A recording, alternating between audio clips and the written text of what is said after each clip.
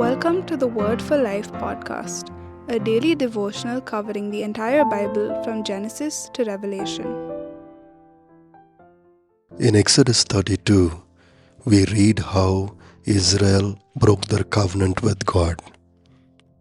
You see, Israel was camped before Mount Sinai, and Moses was personally speaking to God Almighty in the mountain.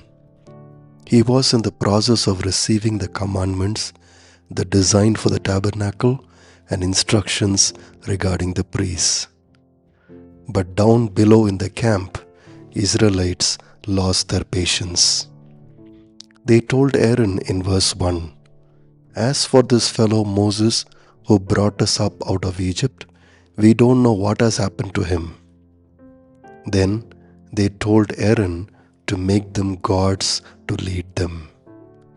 Aaron could have easily stopped these people, but he gave in to them. He crafted a golden image of a calf. You see, the Israelites broke at least 3 commandments of the 10 commandments. They sought other gods and then they made an image. Thirdly, Israel used the name of the Lord in vain. Notice in verse 5, Aaron announced a new festival for the calf idol, but called it a festival to the Lord. Now, in this new festival, there was revelry. Verse 6 tells us how people, after sacrificing burnt offerings and fellowship offerings to the golden calf, they sat down to eat and drink and got up to indulge in revelry. Friends, Israelites had seen the holiness of the Lord when He descended on Sinai. They had seen a consuming fire.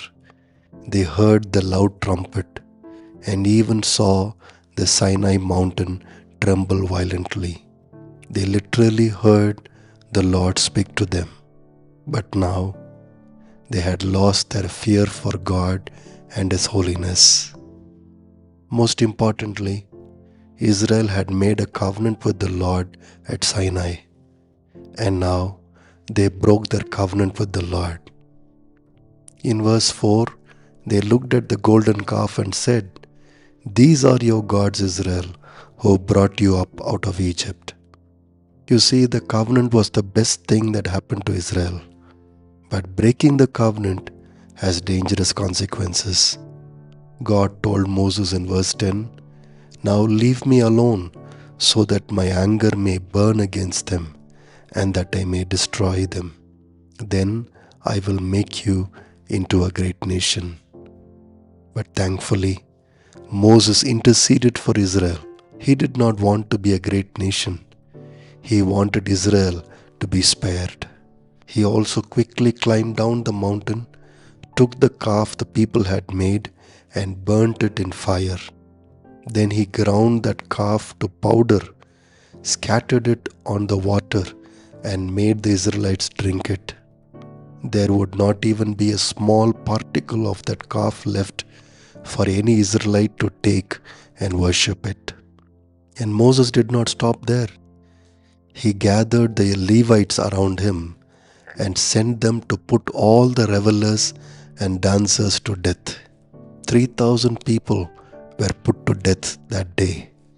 This was a small number if you consider the large number of Israelites who had come out of Egypt. Yet, this small number of Israelites had the potential to influence the larger group, so Moses had to put an end to them. Then Moses went back to the Lord and asked for forgiveness. In verse 32 he said, "But now please forgive their sin, but if not, then blot me out of the book you have written." Friends, Moses pleaded for God's grace, and because of Moses' intercession, God spared Israel. First, God promised not to blot out Israel, even though they had flagrantly broken the covenant. And then God promised to still lead them to the promised land. However, God said He will punish the guilty, and that happened Sometime later, God sent a plague on Israel.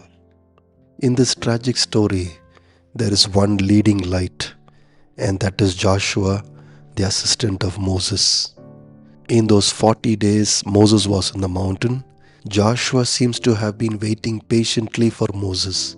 When Moses came down the mountain carrying the stone tablets, there was Joshua.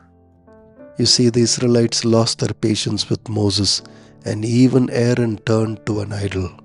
But Joshua stayed firm throughout that time. Friends, believers stay in faith even in disappointing times. They do not get distracted. They do not turn to idols or other gods, but remain loyal to their covenant with God till death. Thanks for listening. We'll see you tomorrow for the next episode of the Word for Life podcast.